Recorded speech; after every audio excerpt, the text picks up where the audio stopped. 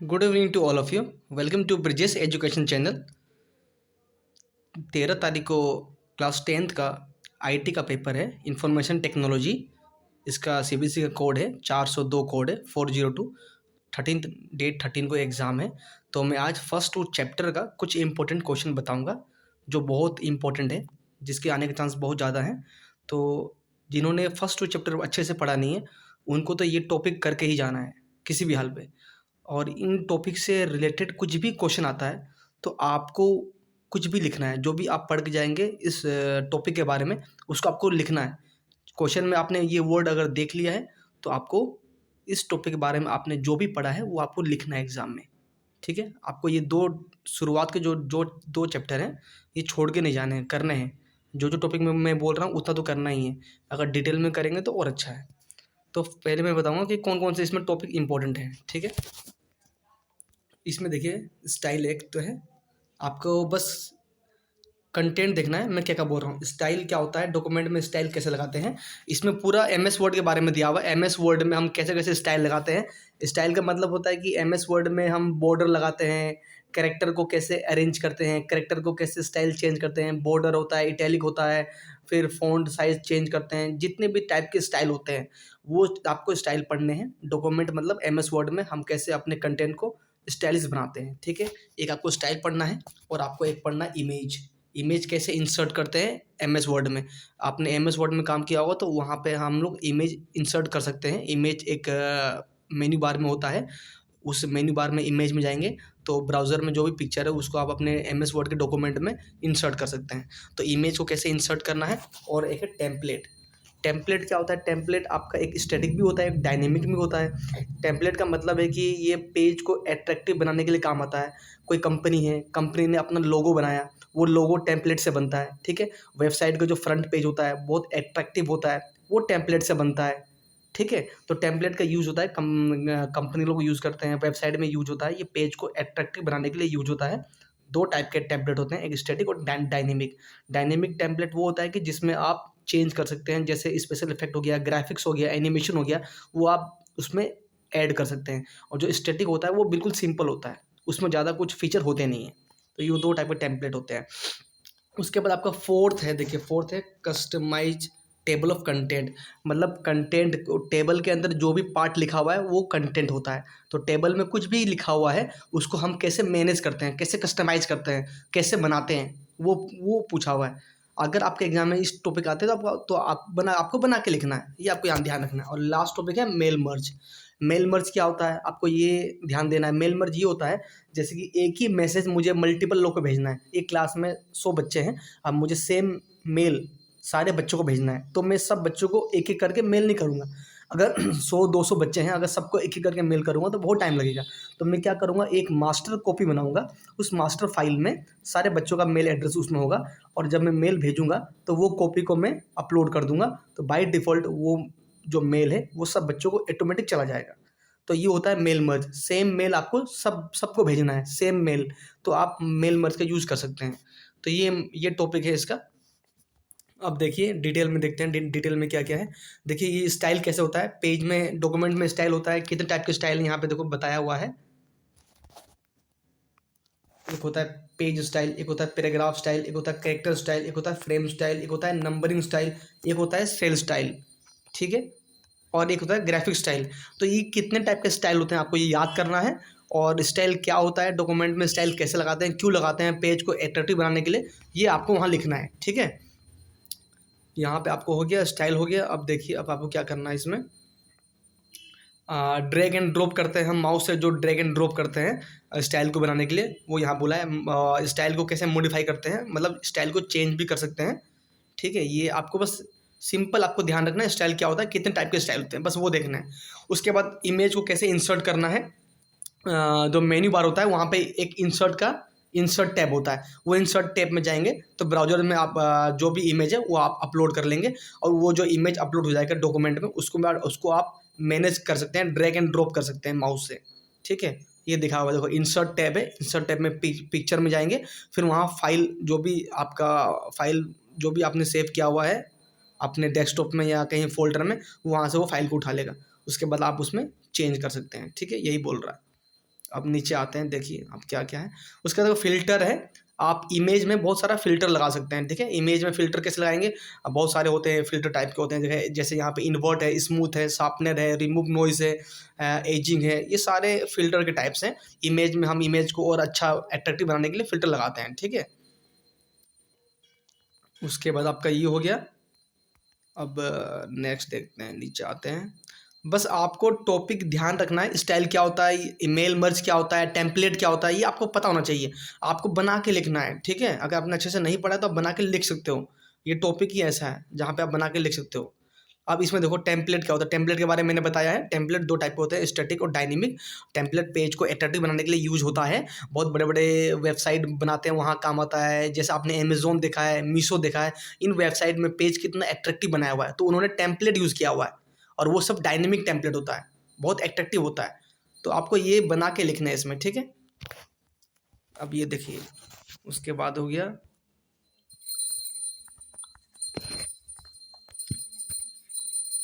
Template के बाद हो गया। देखिए टेम्पलेट में यही है, आपको ज़्यादा इसमें ध्यान नहीं देना है, बना के आपको सब लिखना है, ठीक है। टेम्पलेट हो गया। उसके बाद नीचे आइए। अब आपको देखो ये है टेबल ऑफ कंटेंट, कैसे क्रिएट करते हैं और कैसे उसको कस्टमाइज मतलब होता है कि कैसे मैनेज करते हैं। टेबल, कोई भी टेबल है उसमें बहुत कुछ लिखा रहता है टेबल में, तो जो भी टेबल में लिखा हुआ है वो उसका कंटेंट हो गया। उस कंटेंट को हम कैसे कस्टमाइज मैनेज करते हैं, वही है। आप ये बना के लिखिए। आपको ज़्यादा इस चैप्टर में ध्यान नहीं देना है। ये चैप्टर में बहुत थ्योरी चैप्टर है पूरा, तो आपको यहाँ पे बना के ही लिखना पड़ेगा। इसमें ज़्यादा कुछ पढ़ने लायक है ही नहीं इस चैप्टर में। जो मैंने आपको टॉपिक बताया बस आपको वो ऊपर ऊपर से पढ़ना है। उसके बाद ये मेल मर्ज।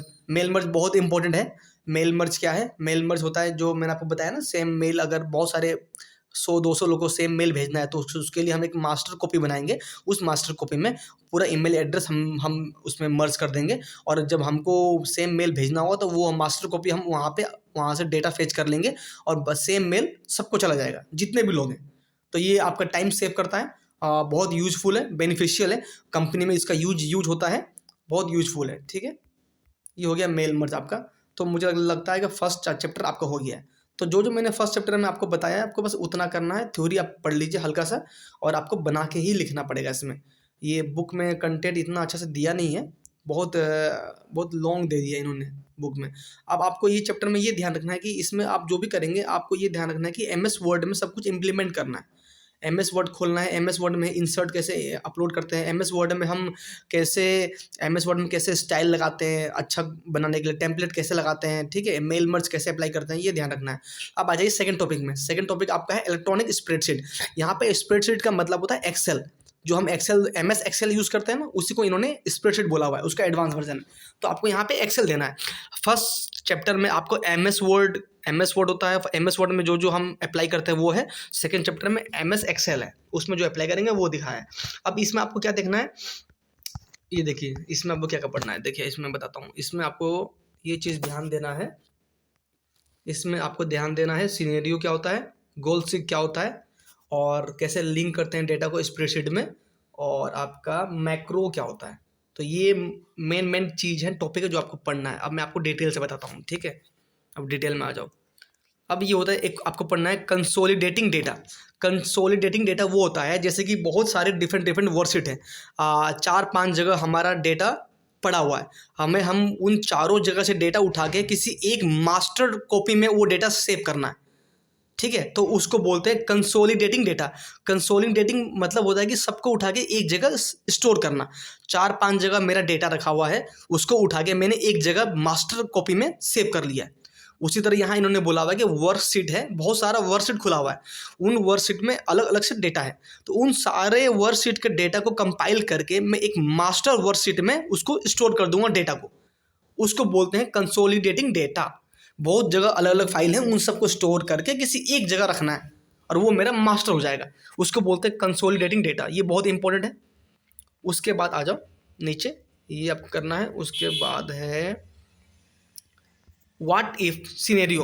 व्हाट इफ किसके साथ यूज होता है? सिनेरियो के साथ, ठीक है। सिनेरियो में आपको ये बताना है कि अगर कोई कंडीशन में हम किसी एक, कोई चीज़ है, उसमें कोई कंडीशन है, उस कंडीशन में हम किसी एक चीज़ पर अगर चेंज करेंगे तो रिजल्ट में क्या चेंज आएगा, ठीक है, मैं फिर से बोल रहा हूँ, कंडीशन कोई भी चीज़ है उसमें एक कंडीशन है, उस कंडीशन में हम किसी एक चीज़ पर कुछ चेंज करेंगे तो ओवरऑल रिजल्ट में क्या चेंज आएगा, ये होता है सिनेरियो। इसमें व्हाट इफ का यूज होता है।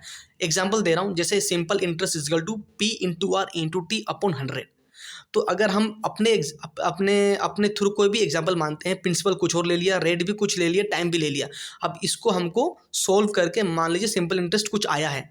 अब मैं चाहता हूँ, अब मेरा क्वेश्चन है, what will be the simple interest if I will change my principal this. अगर मैंने प्रिंसिपल में ये कुछ चेंज कर दिया तो मेरा सिंपल इंटरेस्ट में क्या चेंज आएगा, ये आपको एग्जाम्पल देना है व्हाट इफ में। समझ गए? सिनेरियो क्या होता है, कोई कंडीशन है, ठीक है, कोई रिजल्ट है, अगर उस कंडीशन में मैं अगर एक चीज़ में चेंज कर दूं, किसी एक पर्टिकुलर चीज़ में चेंज कर दूं, तो ओवरऑल मेरा रिजल्ट में क्या चेंज आएगा। ठीक है, तो ये आपको एग्जांपल देना है सिंपल इंटरेस्ट वाला। तो सिंपल इंटरेस्ट पहले आपको निकालना है, P into R into T upon 100, कुछ आप वैल्यू मान लो अपने आप से, सिंपल इंटरेस्ट आपका आ जाएगा। उसके बाद आपको प्रिंसिपल या तो रेट या तो टाइम, किसी एक में कुछ चेंज कर दो, फिर आपका क्या सिंपल इंटरेस्ट आ रहा है चेंज होने के बाद, तो वो कंडीशन हो गया व्हाट इफ। तो ये आपको यहाँ बताना है। ठीक है, सिनेरियो हो गया आपका, ये बहुत इंपॉर्टेंट है। गोलसिक हो गया, गोलसिक। अब गोलसिक भी बहुत इंपॉर्टेंट है। गोलसिक क्या होता है कि अगर आपका कोई टारगेट है, जैसे आपका टारगेट है कि आपको 90% लेके आना है एग्जाम में, 5 सब्जेक्ट के एग्जाम हो चुके हैं, एक सब्जेक्ट बचा हुआ है। अगर आपने 5 सब्जेक्ट के एग्जाम दिए हुए हैं, आपका उसमें पाँचों को मिला के ओवरऑल 70% आ रहा है, लेकिन आपका टारगेट 90 है, तो एक जो सब्जेक्ट उसका एग्जाम बचा हुआ है उसमें आपको कितना नंबर लेके आना होगा ताकि आपका ओवरऑल परसेंटेज 90 आ जाए, जो आपने टारगेट किया हुआ है, उसको बोलते हैं गोलसिक। गोलसिक में आपका टारगेट पहले से फिक्स रहता है, उस टारगेट को अचीव करने के लिए आपको कितना अलग से परफॉर्म करना पड़ेगा उस सब्जेक्ट में, उस चीज़ पर, उसको बोलते हैं गोलसिक। ठीक है, आपको पढ़ना हो तो आप यहाँ से पढ़ सकते हैं, वही बताया जो मैं बता रहा हूँ। गोलसिक आपको टारगेट पता रहता है, आपको अपना टारगेट अचीव करने के लिए क्या चेंज करना होता है, वही होता है गोलसिक। ठीक है, आप डिटेल में पढ़ना हो तो पढ़ सकते हैं, ये टॉपिक आपको छोड़ना नहीं है, ये सब आपको पढ़ के जाना है। ठीक है, अब आपको देखो गोलसिक हो गया। अब सोल्वर, देखो गोलसिक और सोल्वर बिल्कुल सेम है। सोल्वर बहुत बड़े लेवल में काम आता है, गोलसिक छोटे लेवल में काम आता है। गोलसिक और सोल्वर में बस ये फर्क है, सोल्वर जो होता है उसमें आपका जो कंडीशन है उसमें आप मल्टीपल कंडीशन चेंज कर सकते हैं। जैसे मैंने बोला S I is equal to P into R into T upon 100। गोलसिक में क्या था कि आपको या तो प्रिंसिपल में चेंज करेंगे, या तो रेट में, या तो टाइम में, किसी एक में करेंगे। लेकिन सोल्वर में क्या है, आप प्रिंसिपल में भी चेंज कर सकते हैं, रेट में भी चेंज कर सकते हैं, टाइम में भी चेंज कर सकते हैं, आप मल्टीपल कंडीशन चेंज कर सकते हैं। लेकिन गोलसिक में आपको एक ही में चेंज अप्लाई करना है, और सोल्वर में आप मल्टीपल चेंज कर सकते हैं। तो सोल्वर बहुत लार्ज पर्पस के लिए काम आता है, जहाँ बड़े बड़े डेटा कंपाइल करना होता है वहाँ काम आता है। ठीक है, तो आपको मेनली ये सब टॉपिक ध्यान देना है, जो मैं टॉपिक बता रहा हूँ ये बहुत इंपॉर्टेंट है, ये सब के आने के चांस होते हैं। अब देखो लिंक डेटा एंड स्प्रेडशीट, मतलब एक एक्सेल फाइल है और दूसरा एक्सेल फाइल है, उन दोनों को आपस में कैसे लिंक करते हैं वही आपको इसमें बताना है। मल्टीपल वर्कबुक है, कैसे उसको लिंक करना है एक्सेल में। ठीक है, वो आपको यहाँ बताना है। अब देखिए इसमें आपको क्या बोला हुआ है, नीचे आते हैं। बहुत फर्स्ट सेकंड चैप्टर में ज़्यादा आपको ध्यान नहीं देना है, आपका थर्ड एंड फोर्थ चैप्टर बहुत इंपॉर्टेंट है। थर्ड एंड फोर्थ चैप्टर आपको अच्छे से पढ़ के जाना है, लेकिन फर्स्ट एंड सेकंड चैप्टर छोड़ना नहीं है। ठीक है, आपको अच्छे से पढ़ना है। अच्छा, आपको यही मैं एक चीज़ बताना भूल गया, यहाँ देखिए, यहाँ ऊपर में आपका देखो, बाय डिफ़ॉल्ट जो आपका सीट होता है सीट 1 के नाम से सेव रहता है। ठीक है, सीट 1, सीट 2, सीट 3। तो क्वेश्चन 1 नंबर का आ सकता है कि बाय डिफ़ॉल्ट हमारा जो एक्सेल सीट है किस नाम से सेव होता है, तो सीट 1, सीट 2, सीट 3। ठीक है, उसको आप रीनेम भी कर सकते हैं, या आपका इसमें आ भी सकता है 1-1 नंबर का क्वेश्चन में। ठीक है, अब देखिए आपका कुछ इसमें एक टॉपिक था बहुत इंपॉर्टेंट है, आपको मैं वो बताता हूँ। फर्स्ट और सेकंड चैप्टर थोड़ा सा हार्ड लगेगा आपको, थोड़ा सा है इसमें टॉपिक। अब ये बहुत इंपॉर्टेंट है, रिलेटिव एंड एब्सोल्यूट हाइपरलिंक। ठीक है, ये आपको इसमें ध्यान देना है, ये बहुत इंपॉर्टेंट है। इन दोनों में डिफरेंस आपको ध्यान देना है, मैं आपको दिखाता हूँ क्या होता है। देखो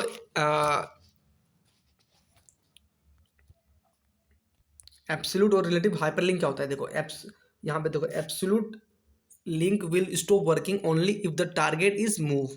ठीक है, अगर एब्सोल्यूट आपका हाइपरलिंक कब काम करना बंद करेगा, जो आपका टारगेट फाइल है अगर वो आपने कहीं मूव कर दिया है तो एब्सोल्यूट लिंक काम नहीं करेगा। ठीक है, अब यहाँ पे आ जाओ, रिलेटिव में आ जाओ। रिलेटिव देखो क्या होता है, कहाँ गया। Relative link will stop working only if the start and target location change relative to each other. जो स्टार्ट एट और टारगेट लोकेशन होता है, अगर वो आपस में दोनों चेंज हो गए तब ये काम नहीं करेगा। लेकिन एब्सोल्यूट लिंक अगर आपने अपना टारगेट को कहीं पर भी मूव कर दिया तो वो तो काम नहीं करेगा। लेकिन रिलेटिव लिंक कब काम नहीं करेगा, आपने स्टार्ट और टारगेट लोकेशन दोनों को आपस में चेंज कर दिया तब ये काम नहीं करेगा। ठीक है, आपको ये दोनों में डिफरेंस याद करना है, बहुत इंपॉर्टेंट है जो मैं बता रहा हूँ अभी, ये आपके एग्जाम पे आएगा, बहुत इंपॉर्टेंट है। अब देखिए इन्होंने एक एग्जांपल दिया है, अगर आपके पास दो स्प्रेडशीट है, सेम फोल्डर पर है और दोनों लिंक है ईच अदर से, और आपने मूव कर दिया है एंटायर फोल्डर, आपने एंटायर फोल्डर को मूव कर दिया है न्यू लोकेशन में। ठीक है, आपके पास दो स्प्रेडशीट है, सेम फोल्डर में है और दोनों लिंक है आपस में, आपने अगर पूरे फोल्डर को एक जगह से दूसरे जगह मूव कर दिया है, तो आप कौन सा काम नहीं करेगा, एब्सोल्यूट काम नहीं करेगा या रिलेटिव काम नहीं करेगा। तो एब्सोल्यूट काम नहीं करेगा, क्योंकि एब्सोल्यूट ने बोला गया है कि अगर आपने टारगेट को मूव कर दिया है तो वो काम नहीं करेगा। रिलेटिव ने क्या बोला है, अगर आपने टारगेट को, अगर देखो फिर से बता रहा हूँ, इसमें समझने वाली बात है। एब्सोल्यूट लिंक काम नहीं करेगा अगर आपने टारगेट को मूव कर दिया है। तो अभी हमने क्या किया था, दो फाइल है, दोनों फाइल आपस में लिंक है, लेकिन हमने मेन लोकेशन को चेंज कर दिया है, तो लोकेशन चेंज हो गया तो हमारा टारगेट मूव हो गया, चेंज हो गया, तो हमारा एब्सोल्यूट काम नहीं करेगा। ठीक है, अब रिलेटिव लिंक देखिए, रिलेटिव लिंक कब काम नहीं करेगा, तो यहाँ दिया हुआ है, एक मिनट। Relative link will stop working only if start and target location change relative to each other. दोनों अगर आपस में जो दोनों का जब जो कनेक्शन है अगर वो टूटेगा तब काम नहीं करेगा। लेकिन हमारे क्वेश्चन में ये था कि दो स्प्रेडशीट है, दोनों सेम फोल्डर में, दोनों लिंक है, हमने दोनों फोल्डर को एक साथ मूव किया है दूसरे फोल्डर में, लेकिन जहां पर भी मूव किया है तो दोनों एक साथ ना, दोनों आपस में लिंक है, दोनों फोल्डर एक साथ है, दोनों को हमने आपस में मूव किया हुआ है उसी फोल्डर को, तो लोकेशन तो चेंज हुआ है, लेकिन वो जो दो फोल्डर है, दो फोल्डर के जो दो लिंक है वो आपस में कनेक्टेड है, लिंक है उनका आपस में। ठीक है, तो वो आपका एब्सोल्यूट लिंक काम नहीं करेगा, लेकिन रिलेटिव लिंक काम करेगा। तो आपको बस ये ध्यान देना, ये दो लाइन है। ठीक है, ये दो लाइन आपको इसमें ध्यान देना है, ये बहुत इंपॉर्टेंट है, ये क्वेश्चन आपका आ सकता है, ये वाला एब्सोल्यूट लिंक और ये रिलेटिव लिंक कब काम करता है कब काम नहीं करता है, तो ये आपका आ सकता है, बहुत इंपॉर्टेंट है। उसके बाद आपका मैं बताता हूँ, अब ये हो गया। आपको कोई भी डाउट होगा तो आप मेरे से पूछ सकते हैं कमेंट सेक्शन में, मैं आपको उसका रिप्लाई करूँगा अगर आपको डाउट लगता है तो। अभी आज बहुत ज़्यादा लंबा वीडियो बन जाएगा, इसलिए मैं आज दो ही टॉपिक बताऊँगा आपको। उसके बाद नेक्स्ट डे मैं आपको दो टॉपिक का, नेक्स्ट 2 चैप्टर का आपको लिंक में दे दूंगा वीडियो बना के। ठीक है, अब डेटा को कैसे शेयर करना है यही बोला है, आपने एक्सेल फाइल बना लिया है, उसका डेटा को कैसे, ठीक है, तो इसमें यही बोला है, इसमें यही डेटा को कैसे शेयर करना है, एक्सेल फाइल को हम शेयर करते हैं ना, तो वही इसमें बोला हुआ है। ठीक है, उसके बाद देखते हैं नीचे क्या क्या बोला हुआ है। हो गया, नेक्स्ट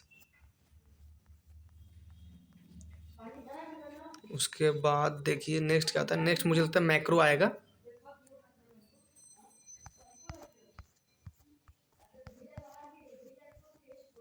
अब ये मैक्रो आ गया। ठीक है, मैक्रो आपको बताना बहुत जरूरी है। मैक्रो क्या होता है मैं बता रहा हूँ, मैक्रो स्पेशल में वो होता है अगर आपको एक ही आपको काम बार बार परफॉर्म करना है, एक ही टास्क बार बार परफॉर्म करना है, तो आप क्या करोगे, उस टास्क को एक फाइल में सेव कर लोगे, और जब भी वो काम आएगा आप उस फाइल को यूज कर लोगे। सपोज मुझे एक स्टूडेंट का हर सब्जेक्ट का अलग अलग से मुझे फाइल तैयार करना है। ठीक है, और हर सब्जेक्ट का मुझे उसमें father name, mother name, address, phone number, सब कुछ मुझे हर एक सब्जेक्ट का फाइल बना के हर एक सब्जेक्ट में ये रिकॉर्ड मुझे मेंशन करना है।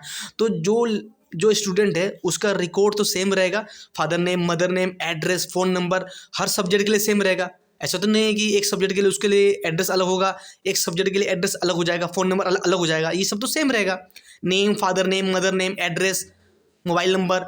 अब उसका हर एक सब्जेक्ट के लिए मैं अलग अलग फाइल बनाऊंगा, तो सेम चीज़ मुझे बार बार बार बार लिखना होगा। तो मैं क्या करूँगा, name, father name, mother name, जो भी चीज़, जो भी उसका कंडीशन है, जो भी उसका बार बार रिपीटेशन वाला कॉलम है, उसको मैं सेव कर लूँगा।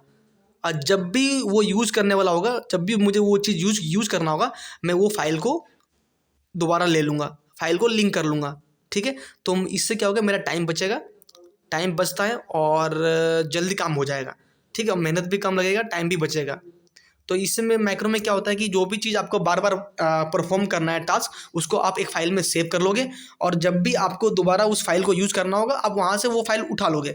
तो आपको बार बार सेम चीज़ लिखना नहीं होगा। इसको बोलते हैं माइक्रो। ये एक्सेल में एक फीचर होता है, उसको बोलते हैं माइक्रो। ठीक है, तो आपका ये माइक्रो भी हो गया। मुझे लगता है फर्स्ट सेकेंड चैप्टर में आपको इतना ही पढ़ना है। उसके बाद यहाँ पे ये बुक में तो बहुत कुछ दिया हुआ है, आपको इतना पढ़ने की ज़रूरत नहीं है। फर्स्ट 2 चैप्टर में मुझे लगता है इतना ही है। हाँ, अब थर्ड चैप्टर आ गया, तो फर्स्ट 2 चैप्टर में इतना ही है। आप ज़्यादा स्ट्रेस नहीं लेना है, जो जो टॉपिक मैंने बताया है वो आप पढ़ लीजिए, वो सफिशिएंट है आपके लिए। ठीक है, अगर आपको और वीडियो कुछ चाहिए होगा तो आप मेरे को बोल देना, मैं और इसमें डीपली वीडियो बना दूंगा। अगर आपको लगता है कि सर ये टॉपिक समझ में नहीं आ रहा है, तो मैं उसके लिए अलग से वीडियो बना दूंगा। तो आज मैंने फर्स्ट 2 चैप्टर के लिए वीडियो बनाया है। मैं आपको थर्ड और फोर्थ का मैं कल दे दूंगा। थर्ड एंड फोर्थ बहुत इंपॉर्टेंट है, डेटाबेस वाला है और वेब सिक्योरिटी वाला है, तो ये third and fourth most important है। लेकिन फर्स्ट 2 चैप्टर छोड़ के जाना नहीं है, ये फर्स्ट 2 चैप्टर थोड़ा हार्ड है, थोड़ा कॉम्प्लिकेटेड है। तो आप कोई बात नहीं, जो जो मैंने टॉपिक बताया उसको आप अच्छे से पढ़ लो, और एग्जाम में क्वेश्चन आता है तो आपको बना के लिखना है। आपको बना के लिखने में ज़्यादा ध्यान देना है। ठीक है, बिल्कुल बना के लिखना है, और एग्ज़ाम अच्छा जाएगा। All the best for your exam. And अगर आपको मेरा कंटेंट अच्छा लगता है, then please like and subscribe my channel. All the best for your exam. Thank you, bye bye.